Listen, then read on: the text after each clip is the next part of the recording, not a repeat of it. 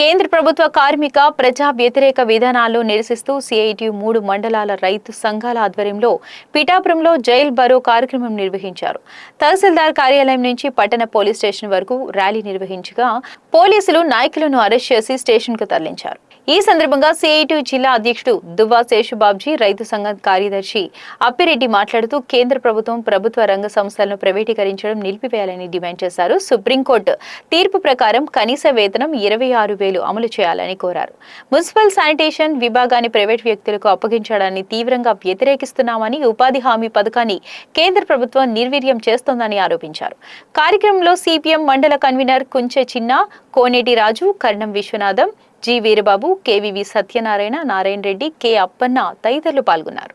వ్యాప్తంగా జైలు బరో నిర్వహిస్తున్నాం.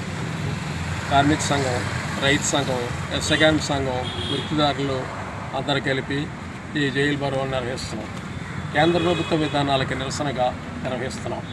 1942 సంవత్సరంలో ఆగస్టు 9వ తారీఖుని మహాత్మా గాంధీ నాయకత్వంలో బ్రిటిష్ వారికి వ్యతిరేకంగా జైలు బరో నిర్వహించడం జరిగింది.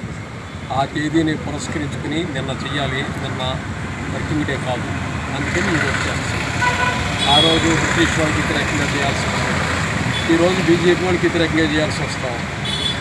బీజేపీ కేంద్ర ప్రభుత్వం అమెరికాకి లొంగిపోయి రైతాంగ ప్రయోజనాలను పూర్తిగా వదిలిపెట్టేసింది. ఇక్కడి నుంచి అమెరికాకి మన సరుకులు వెళ్తే 100% ట్యాక్స్ వేస్తారు. అమెరికా సరుకులు ఇక్కడికి వస్తే 0% ట్యాక్స్ వేస్తారు. ఇది చాలా అన్యాయం. ఇది లేబర్ కోడ్స్ 4 లేబర్ కోడ్స్ తీసుకొచ్చారు. కార్మిక చట్టాలన్నీ సంపూర్ణంగా రద్దు చేసేసారు. వీటన్నిటికీ మేము వ్యతిరేకంగా ఈ జైలు బరో నిర్వహిస్తున్నాం. ఇది ఒక ప్రారంభం. ఎదరికెళ్ళే కొద్దీ సీరియస్ ఉద్యమాలు చేస్తాం. రాబోయే నవంబర్ 26 అనేటువంటిది రైతాంగ ఉద్యమాలు ఢిల్లీలో చేసిన దానికి ఒక సింబాలిజం. ఇప్పటి నుంచి ఆ నవంబర్ 26 వరకు కూడా పెద్ద ఎత్తున చేసుకుంటూ వెళ్తామని చెప్పి తెలియజేస్తాం.